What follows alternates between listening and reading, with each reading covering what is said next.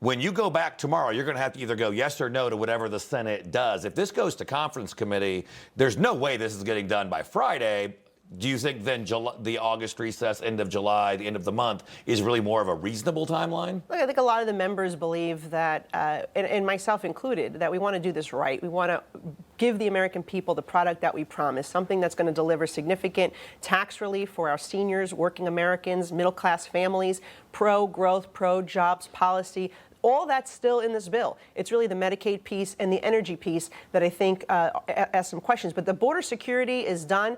We are going to make the largest investment in border security. People have had enough of the illegal migration, the gangs, the drug traffickers wreaking havoc on our streets. We saw firsthand here in New York City how dangerous it was with our mayor and governor incentivizing these individuals to come to New York, and then they committed 16,000 crimes. And we were paying to house them in luxury hotel rooms. So I think that, look, we want to get it done as soon as possible, but we want to make sure it's the right product. And if it takes a few more days or weeks, I think that's okay. But if we can get it done this week, we should, because it's going to take time for a lot of these policies to kick in, particularly the economic benefits, and we want the American people to see that. Once they see how much they're saving, middle-class families, thousands of dollars, that's significant. And the other thing, you can't let it expire. At the end of the year, standard deduction, child tax credits will be cut in half. Personal income taxes, corporate rates will increase, and the alternative minimum tax would come back. So there's some real significant concerns about a 68% or trillions of dollars in tax increases on the American people and our economy if we don't get this done by the end of the year. But there's still a little time. Now, one of the things that was really a disagreement between the House and the Senate was the handling of state and local taxes. Basically, a big issue here in New York, New Jersey, California, for Republicans who are in high-tax blue states.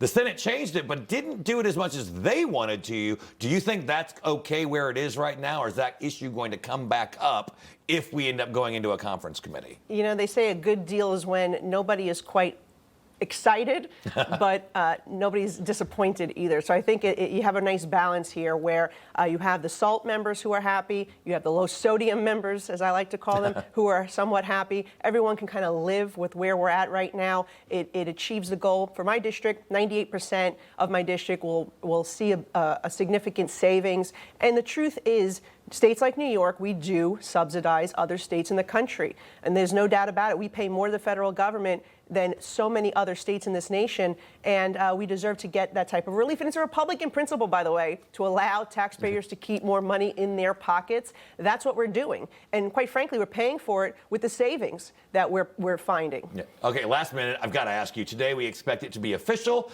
that New York socialist Zohran Mamdani will be the Democrat nominee for mayor.